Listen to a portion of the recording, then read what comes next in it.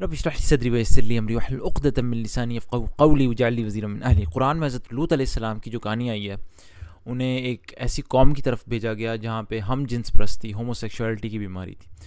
تو ان کے پاس کچھ فرشتے آئے بڑے خوبصورت لڑکوں کی شکل میں۔ اب ظاہری بات ہے کسی بستی میں کوئی لوگ ہم جنس پرست اور وہاں پہ ایسے لوگ آ جائیں تو پریشان ہو جاتا ہے انسان کہ یار اب میں کیسے بچاؤں گا ان لوگوں کو ان لڑکوں سے۔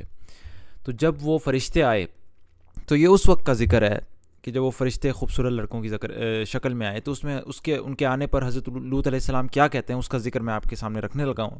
سورہ نمبر 11 کی آیت نمبر 77 میں اللہ سبحانہ وتعالیٰ فرماتے ہیں اعوذ باللہ من الشیطان الرجیم، اور جب ہمارے فرشتے لوط کے پاس آئے یعنی خوبصورت لڑکوں کی شکل میں، تو وہ ان کے آنے سے غمناک اور تنگ دل ہوئے اور کہنے لگے کہ آج بڑی مشکل کا دن ہے۔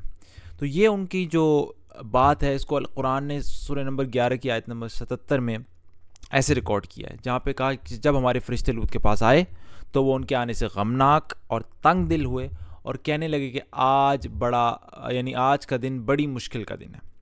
یہ اس آیت سورہ نمبر 11 میں یہ الفاظ کہ آج کا دن بڑی مشکل کا دن ہے سورہ نمبر 11 میں اللہ تعالیٰ نے ہمارے سامنے رکھے۔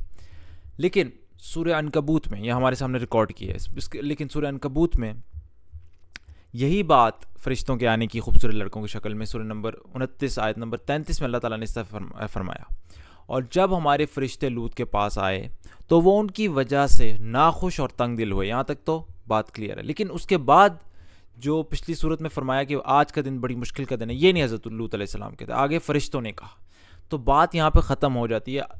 اس کا ذکر صرف سورہ نمبر 11 میں کہ آج کا دن بڑی مشکل کا دن ہے۔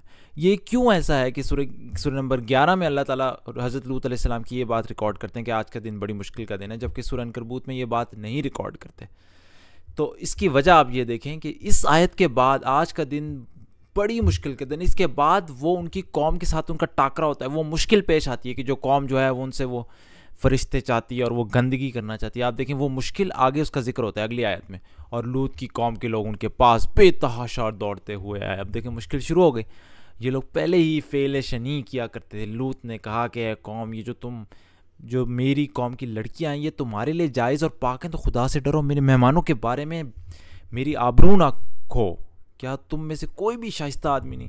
وہ بولے تم کو معلوم ہے کہ تمہاری قوم کی بیٹیوں کی ہمیں کچھ حاجت نہیں۔ سبحان اللہ، آپ دیکھیں کتنا مشکل ان کو پیش آ رہی کہ ان کی قوم کے لوگوں کے ساتھ ان کا اس طریقے سے ٹاکرا ہو رہا ہے۔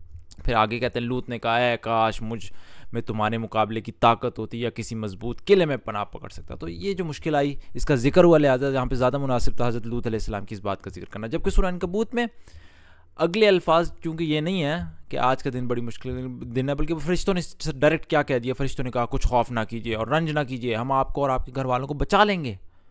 جہاں پہ بچانے کا ذکر ہے اگلی آیت میں قوم کے ساتھ کوئی ٹاکرا نہیں۔ دیکھیں اللہ تعالیٰ کہانی میں کیا کہتے ہیں، ہم نے اس بستی کے رہنے والوں پر اس سبب سے کہ یہ بدکاری کرتے تھے آسمان سے عذاب نازل کرنے